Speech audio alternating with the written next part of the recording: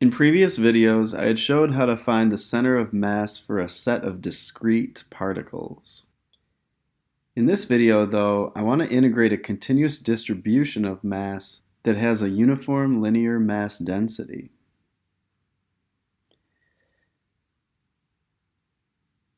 Now this first one I've made to be easy so that we can determine what its center of mass is both just by inspection and by calculus.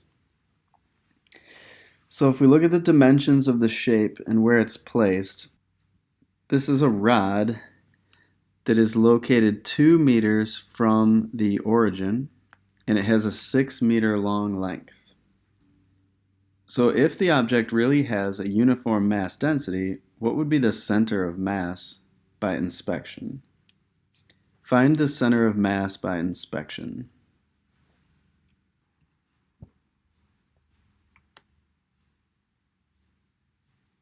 Okay, so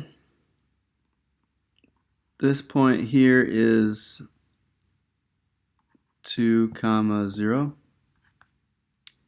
and there'll be a point on the opposite side which would be 8, 0, and the center of mass should be right between those two endpoints.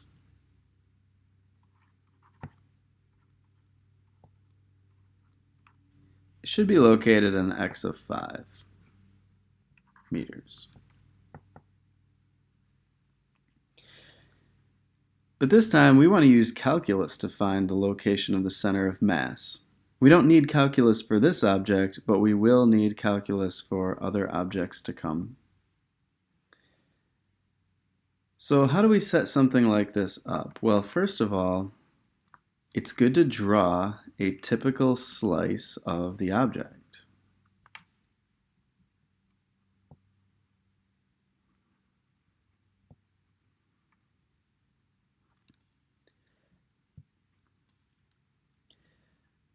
So each slice is going to have a width, which I'll call dx. And each slice will also have a mass, dm.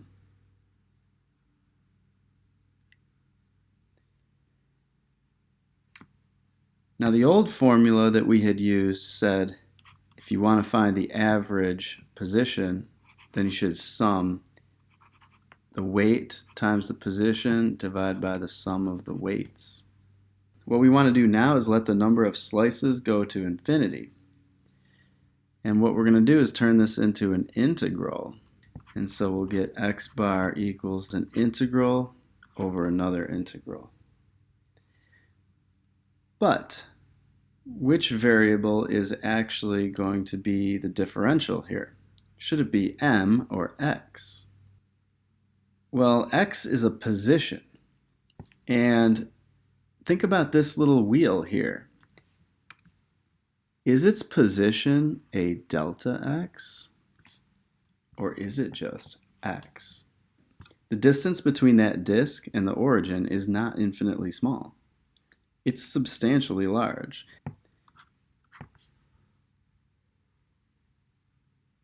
We'll leave the x as it is, and actually we'll multiply it by a tiny mass, dm. In the top integral, we'll find the product of the positions times their weights, and we'll add all those up. In the bottom integral, we'll actually be finding the total mass of the rod itself. So this is consistent with what we see above. Now, in order to actually do this problem, we have to set some limits for our integration. And since we have an x-axis that we're cutting all our slices up in regards to,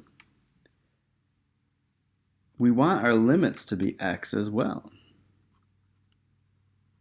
And it would make sense to go from x equals 2 to x equals 8 because that is the start and end of the rod.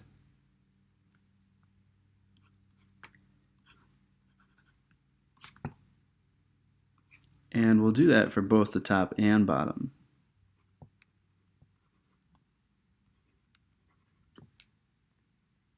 But we see here that a problem occurs.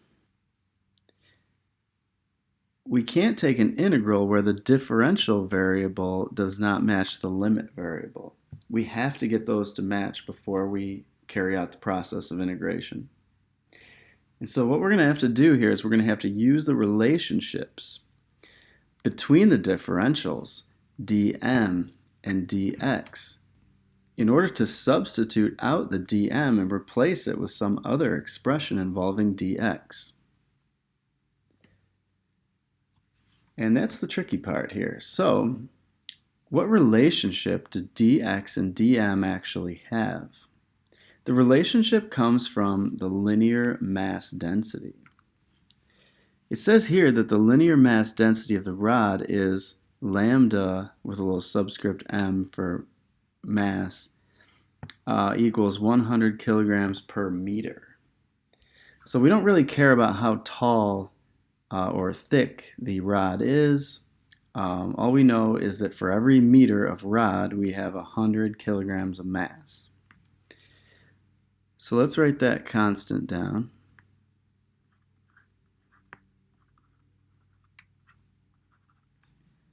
And now let's look at a formula for linear mass density.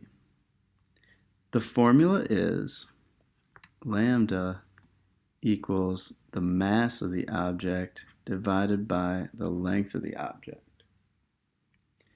And what we want to do is we actually want to differentiate here. So dm will actually be the mass that a wheel of length dl has. And what we'd like to do here is see that dl and dx are actually the same.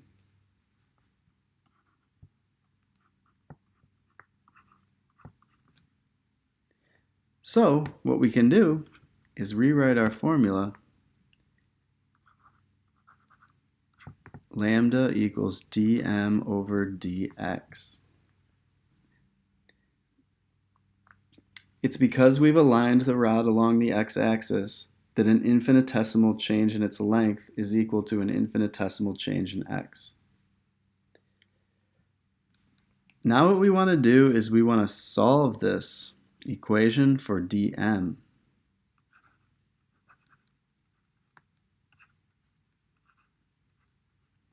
Now why would we want to do that? Well, we have dm here, but we don't want dm there anymore. We want our differential variable to match the limits. So what I'm about to do is I'm going to make a substitution where this goes in place of dm in both the top and bottom.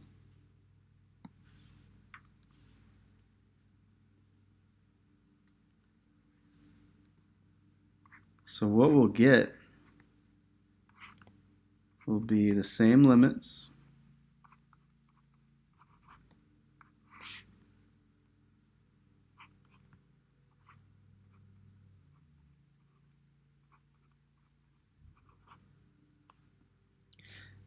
but now we'll have lambda dx in place of dm.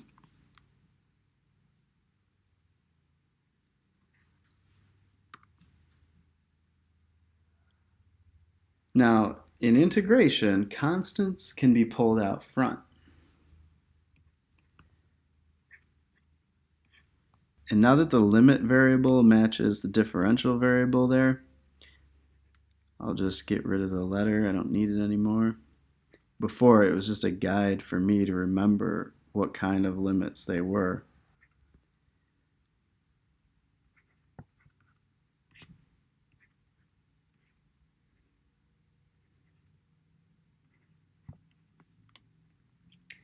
The reason I bring the lambda out front is to show that it can actually cancel.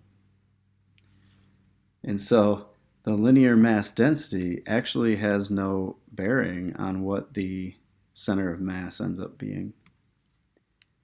Okay, so I'm going to rewrite the integral.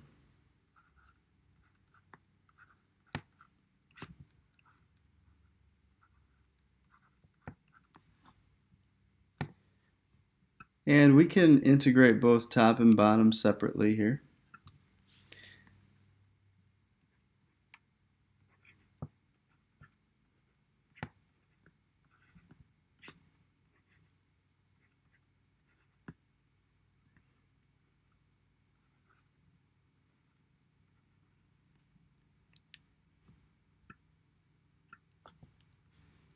Now it may be tempting to cancel the x's here, but remember we've got to do subtractions first, so that can be a little risky to do. I'm gonna just plug them in.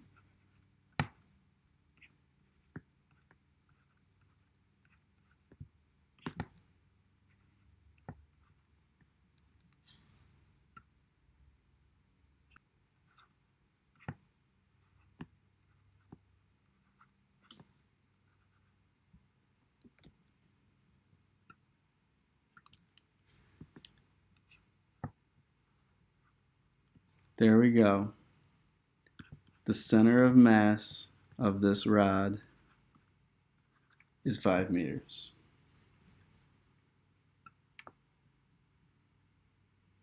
And now we can just put an X bar right there.